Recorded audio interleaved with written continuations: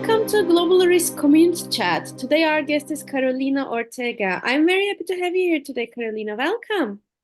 Thank you so much. Thanks for having me. I'm excited for our conversation today. Likewise. So before we get into our conversation, can you briefly introduce yourself to our audience? Yes, Carolina Ortega here. I'm joining you from Houston, Texas. I am the Vice President for Sustainability at Milestone Environmental Services. Milestone is a company that manages energy waste. So all the waste that comes from essentially oil fields, we help to manage. And we have other subsidiaries in our company as well that do other forms of carbon sequestration and waste management as well. Sounds very cool. So then what topic you'd like to share with us today? Well, I thought it would be fun to talk to you about how at Milestone we look at sustainability and basically the role that risk management plays in it as well. So at Milestone, sustainability is really at the core of everything we do. Our processes to manage the waste that we receive from our customers is really the most environmentally friendly that you can find anywhere, and we have proprietary technology to do it. So really at the core of what we do, we are responsible environmental stewards, and we are a carbon negative company. So our footprint is really, we have a carbon benefit to the environment, given what we do.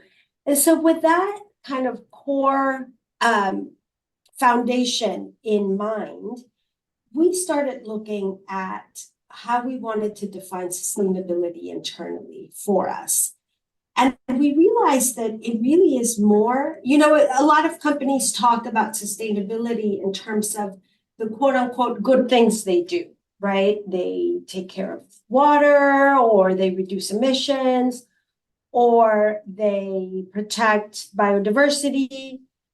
But to us, it's really more than just a compilation of good things that you do. It's really more about the value you create.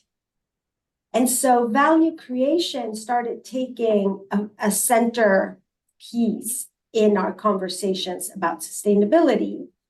And what we realized is that through the research that I was doing, that you can create value either by creating value or by protecting value.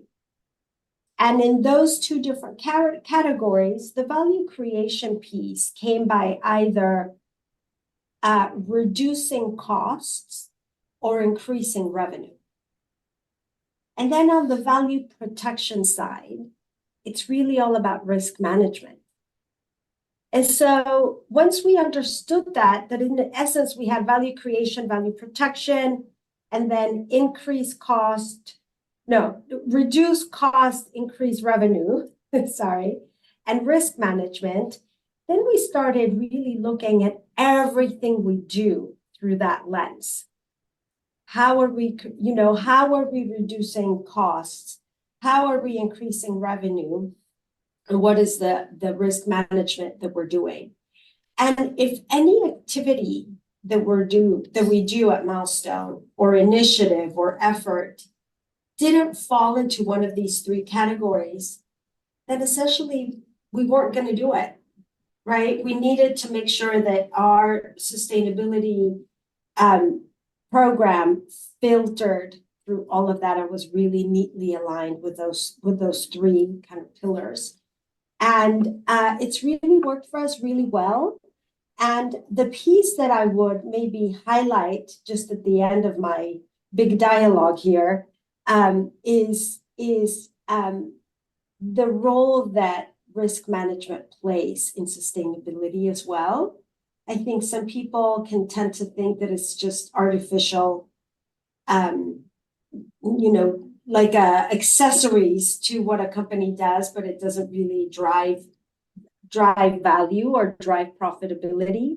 But if you do it right and you always ensure that you're managing your risks as well, I think you're kind of on the right path to be really successful in centering sustainability in your business strategy. Does that make sense?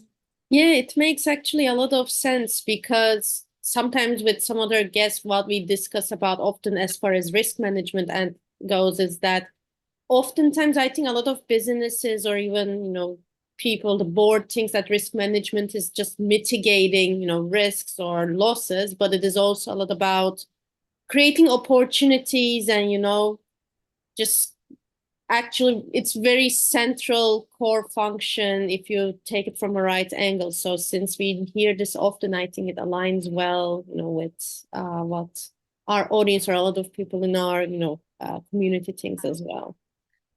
Yes, I agree. I think that if you start thinking about risk management as value protection, then it suddenly opens up a much bigger scope of what you could do to manage your risk.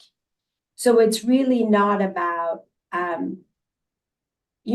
for example, keeping people safe in oil and gas is a really, really fundamental priority.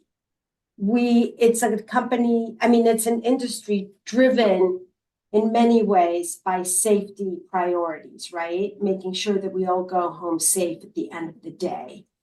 But not all safety initiatives are really created equal. Some are better than others. And so when you start thinking about what value do you want to provide to your employees and to your field staff through safety initiatives, I think you can grow them a lot more than just saying, hey, wear a hard hat and all your PPE. So you start thinking about a much bigger and more comprehensive scope to the things that you can do to protect your value, not just quote unquote to mitigate the risk of people hurting themselves. Yes, indeed, I completely agree. And with that, I kind of want to follow up with the next question. So obviously you have mentioned a lot of important points, a lot of important key things or things you focus on. But if our audience were to, go to work the next day, may they be risk managers, like board members, anybody essentially in a core function in the business, what could be the most important things that, they can start implementing, what they should take as their main takeaway? Well, for me, the first thing that like a board should ask themselves is, how are we a better company? Meaning more profitable, more successful